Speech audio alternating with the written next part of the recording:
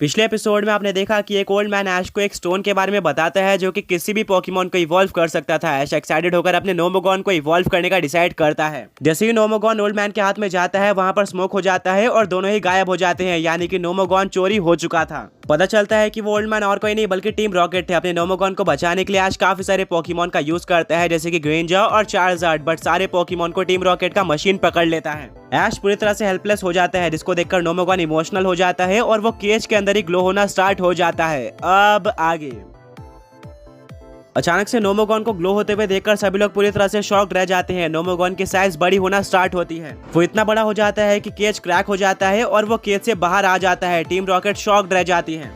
मिस्टी बोलते हैं फाइनली वो टाइम आ चुका है। ऐश बोलता है क्या तुम्हारा क्या मतलब है? मिस्टी बोलती है कि नोमोगॉन इवॉल्व हो रहा है। ऐश को बिलीव नहीं होता है। नोमोगॉन की बॉडी बड़ी हो जाती है और वो फाइनली फुली इवॉल्व हो जाता है। वो अपने थर्ड स्टेज में आ चुका था। वो देखने में बहुत ही ज्यादा स्ट्रॉन्ग लग रहा था और वो एक काफी स्ट्रॉन्ग हाइपर बीम अटैक का यूज करता है टीम रॉकेट पर, जिससे उनका रोबोट पूरी तरह से डिस्ट्रॉय हो जाता है। चार्जार्ड, ग्रेंजा और क्रोबैट भी उसके पकड़ से छूट जाते हैं। फाइनली एक काफी स्ट्रॉन्ग आयरन बैश अटैक का यूज करके नोमोगॉन का एवोल्यूशन टीम रॉकेट और उनके मेगा को आसमान में सेंड ऑफ कर देता है। नोमोगॉन सच में काफी स्ट्रॉन्ग पोकेमॉन में इवॉल्व हो चुका था। उसकी पावर देखकर ऐश, ब्रॉक, मिस्टी, सरीना, चार्जार्ड, पिकाचू और गेंजा पूरी तरह से शॉक रह जाती हैं। ये वही नोमोगॉन था जो कि इजीली फर्स्ट स्टेज पोकेमॉन से हार जाता था। नोमोगॉन नीचे आता है और वह ऐश से मिलता है। ऐश बोलता है नोमोगॉन तुम फाइनली इवॉल्व हो गए और अब तुम पहले से कहीं ज्यादा स्ट्रॉन्ग बन चुके हो। नोमोगॉन भी ऐश की हेल्प कर खुश होता है। ऐश को पता चलता है कि उसका नोमोगॉन मन कैनॉन में इवॉल्व हो गया था और वह एक ड्रैगन और स्टील टाइप पोकेमॉन है। अपने पहले और सेकंड स्टेज में उसके पास सिर्फ 2 अटैक यानी कि आयरन हेड और आयरन टेल था, बट अब उसके पास कुछ और न्यू अटैक्स आ चुके थे जैसे कि आयरन बैश और हाइपर बीम। ब्रॉक बोलता है कि ये बैटल देखने के बाद एक चीज कंफर्म हो चुकी है कि मन कैनॉन आगे जाकर एक काफी स्ट्रॉन्ग पोकेमॉन बनने वाला है। तुम्हें इसको ट्रेनिंग देनी चाहिए और पोकेमॉन लीग में जरूर यूज करना चाहिए। ऐश बोलता है तुमने बिल्कुल सही कहा, इसने टीम रॉकेट के काफी स्ट्रॉन्ग रोबोट को डिफीट कर दिया है। अब ऐश की टीम में एक और काफी ज्यादा पावरफुल मेंबर आ चुका था। वो पूरी तरह से रेडी था पोकेमॉन लीग में पार्टिसिपेट करने के लिए। सेना बोलते हैं कि क्या तुम लोगों ने एक चीज नोटिस करी? टीम रॉकेट ने जाल बिछाया था और हमें झूठ बोला था कि हम नोमोगॉन को इवॉल्व कर देंगे, बट आगे जाकर नोमोगॉन सच में इवॉल्व हो जाता है और उन्हीं को डिस्ट्रॉय कर देता है। ये सुनकर ऐश, ब्रॉक और मिस्टी काफी ज्यादा हंसते हैं। इसी बीच ब्रॉक मैप को निकालता है और बोलता है कि अब काफी टाइम हो चुका है, हमें आगे बढ़ना चाहिए। हम कुछ ही टाइम में अगले चैलेंज को फेस करने वाले हैं और हमें उसको पास करके पोकेमॉन लीग में पार्टिसिपेट करना है। आगे बढ़ते हुए ऐश और उसके फ्रेंड्स फॉरेस्ट में पहुंच जाते हैं जहां पर आसपास काफी सारे पोकेमॉन देखने को मिल रहे थे। टीम रॉकेट के चक्कर में शाम हो चुकी थी। ब्रॉक बोलता है कि हमें जल्द ही कोई सेफ जगह ढूंढनी होगी जहां पर हम रात में रेस्ट कर सकते हैं, वरना ऐसे फॉरेस्ट में रात में घूमना सही नहीं होगा। काफी सारे डेंजरस पोकेमॉन हमारे ऊपर अटैक कर सकते हैं। सभी लोग ब्रॉक के बात से एग्री करते हैं और वो लोग एक खाली जगह ढूंढने लगते हैं जहाँ पर वो अपना कैंप लगा सकते थे, बट सरप्राइजिंगली उनको बीच में एक घर देखने को मिल जाता है जिसमें लाइट भी जल रही थी, यानी कि उसके अंदर इंसान थे। मिस्टी बोलते हैं शायद हमें घर में जाकर पूछना चाहिए, क्या पता हमें वहाँ पर एक रात रहने की इजाजत मिल जाए। सैना बोलते हैं कि हमें इस फॉरेस्ट के अंदर कोई भी इंसान देखने को नहीं मिले थे, ये घर इस फॉरेस्ट के बीचों बीच बहुत ज्यादा अजीब है। ब्रॉक बोलता है एनीवे हम एक बार चेकआउट कर सकते हैं। ब्रॉक जाकर उस घर पे नॉक करता है बट कोई भी दरवाजा नहीं खोलता। ब्रॉक कंफ्यूज हो जाता है और कुछ देर बाद उसको पता चलता है कि एक्चुअली में दरवाजा खुला हुआ था। ब्रॉक आराम से उस दरवाजे को खोलता है और पता चलता है कि घर के अंदर कोई भी नहीं था, जो कि बहुत ही ज्यादा कंफ्यूजिंग है क्योंकि अभी भी घर के अंदर लाइट जल रही थी। ब्रॉक बोलता है कि शायद यहाँ पर कोई इंसान रहता होगा बट अभी के लिए वो बाहर गया हुआ है, वो कुछ ही टाइम में वापस आ सकता है, हमें उनका वेट करना चाहिए। वेट करते हुए रात हो जाती है। ऐश, ब्रॉक, मिस्टी और सैना सभी लोग घर के अंदर सो जाते हैं। घंटों बीत जाते हैं और रात के 3 बजे उस घर में रहने वाला इंसान घर पर आता है जो कि ऐश, ब्रॉक, मिस्टी और सैना सभी को देखकर पूरी तरह से शॉक्ड रह जाता है।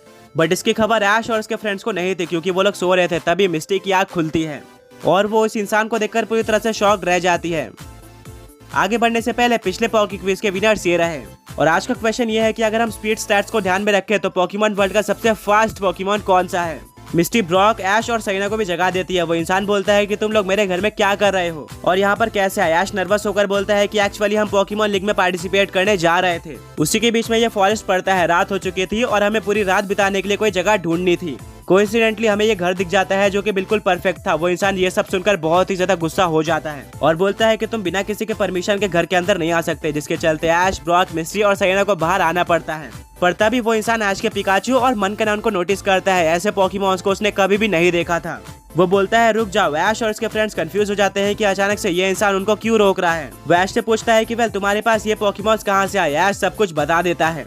वो अपने बाकी पोकेमॉन जैसे कि ग्रेंजा, चार्जार्ड और ड्रैकोनोस भी दिखाता है, जिसको देखकर वो इंसान पूरी तरह से शॉक रह जाता है। ऐश के पास एक से बढ़कर एक स्ट्रॉन्ग और रेयर पोकेमॉन्स थे। वो इंसान बोलता है कि वेल, मैं तुम्हें एक दिन अपने घर पर रहने दे सकता हूँ। अब मेरा ओपिनियन बदल चुका है, बट इसके लिए तुम्हें मेरे साथ एक डील करनी पड़ेगी। ऐश बोलता है, डील? कैसी डील? वो इंसान बोलता है कि वेल, सबसे पहले मेरा नाम बेन है और मेरे पास काफी सारे स्ट्रॉन्ग पोकेमॉन्स हैं। वो भी अपने कुछ पोकेमॉन्स को बाहर निकालता है। ये सारे के सारे एट्रो पोकेमॉन थे। बेन बोलता है कि आज तक मैंने ये सारे पोकेमॉन पकड़े हैं और सारे के सारे पोकेमॉन एक से बढ़कर एक है, सभी बहुत ज्यादा स्ट्रॉन्ग हैं। मैं तुम्हें इनमें से कोई 3 पोकेमॉन दूंगा, बट इसके बदले तुम्हें अपने इस ऑरेंज पोकेमॉन को मुझे देना होगा। ऐश बोलता है, क्या तुम चार्जार्ड के बारे में बात कर रहे हो? बेन बोलता है कि हाँ, तुमने बिल्कुल सही पहचाना, मेरे 3 पोकेमॉन चार्जार्ड से भी ज्यादा स्ट्रॉन्ग है, तो ये तुम्हारे लिए बिल्कुल परफेक्ट ऑफर होगा। तुम पोकेमॉन लीग में पार्टिसिपेट करने भी जा रहे हो, जहाँ पर ये 3 पोकेमॉन तुम्हारे बहुत ज्यादा काम आएंगे। ये लेजेंडरी पोकेमॉन्स को भी डिफीट कर सकते हैं। ऐश डायरेक्टली बोल देता है कि नहीं, मैं अपने चार्जार्ड को ट्रेड नहीं कर सकता। मैंने इसको ट्रेन करने में काफी ज्यादा टाइम लगाया है और ये मेरा बेस्ट फ्रेंड है, मैं इसको किसी भी ट्रेनर को नहीं दे सकता। बेन बोलता है कि एक और बार सोच लो, मेरे पोकेमॉन बहुत स्ट्रॉन्ग है। ऐश बोलता है कि मेरा फाइनल डिसीजन है। बेन डिसअपॉइंटेड हो जाता है। वो बोलता है कि चार्जार्ड नहीं तो फिर ये ब्लू वाला पोकेमॉन ही सही। वो ब्लू पोकेमॉन और कोई नहीं बल्कि ग्रेंजा होता है। ऐश अपने ग्रेंजा को भी ट्रेड करने से मना कर देता है। बेन फ्रस्ट्रेट होकर बोलता है, तो तुम मुझे कौन सा पोकेमॉन दे सकते हो? ऐश बोलता है कि मैंने इन सारे पोकेमॉन को मेहनत से पकड़ा है और ट्रेन भी किया है, मैं इनमें से कोई भी पोकेमॉन को ट्रेड नहीं कर सकता। बेन बोलता है, ठीक है, तो फिर मुझे ये छोटा पोकेमॉन दे दो, शायद से इसका नाम ग्रीनोर है और ये एक एशियंट पोकेमॉन है। ऐश बोलता है कि हाँ, तुमने बिल्कुल सही पहचाना। बेन बोलता है कि अब तुम तो ये मुझे दे ही सकते हो और इसके बदले मैं तुम्हें 4 पोकेमॉन्स दूंगा। ये एक्चुअली में एक अच्छा ऑफर था, क्योंकि ऐश का ग्रीनोर अभी अभी उसको फॉसिल से मिला था और वो बिल्कुल भी स्ट्रॉन्ग नहीं था, उसको कोई बैटल का भी एक्सपीरियंस नहीं था। और अगर ऐश अपने ग्रीनोर को ट्रेड कर लेता है तो उसको 3 सुपर स्ट्रॉन्ग पोकेमॉन्स मिल जाएंगे, जो कि फुली इवॉल्व है और उनके पास बैटलिंग का एक्सपीरियंस है। इसके बारे में ऐश कुछ टाइम तक सोचता है, पर आखिर में सबको पता है कि ऐश का नेचर कैसा है। वो अपने पोकेमॉन्स को किसी भी कीमत पे ट्रेड नहीं कर सकता, भले उसके पोकेमॉन स्ट्रॉन्ग हो या फिर वीक। वो वीक पोकेमॉन्स को ट्रेन कर ही लेजेंडरी पोकेमॉन्स बना देता है। ऐश ने सारे ऑफर को मना कर दिया था। बेन बोलता है कि इसका मतलब मैं तुम्हें अपने घर में भी रहने नहीं दे सकता। अब तुम्हें रात में यहाँ वहाँ भटकना होगा और हर जगह पर बहुत सारे खतरनाक पोकेमॉन्स है, जो कि तुम्हारे ऊपर कभी भी अटैक कर सकते हैं। अभी भी वक्त है, एक और बार सोच लो कि क्या तुम ये पोकेमॉन्स हमारे साथ ट्रेड करना चाहते हो या फिर नहीं। ऐश अपने फैसले को लेकर पूरी तरह से कॉन्फिडेंट होता है। वो बोलता है कि अगर बीच में कुछ पोकेमॉन्स आ गए तो मेरे पोकेमॉन उनका सामना कर लेंगे, मैं अपने पोकेमॉन्स को कभी भी ट्रेड नहीं कर सकता। बेन बोलता है, अगर तुम्हारा डिसीजन यही है तो फिर ठीक है, बट हाँ, याद रखना कि आगे जाकर तुम काफी ज्यादा पछताने वाले हो और ये ऑफर मैं तुम्हें दोबारा नहीं दूंगा।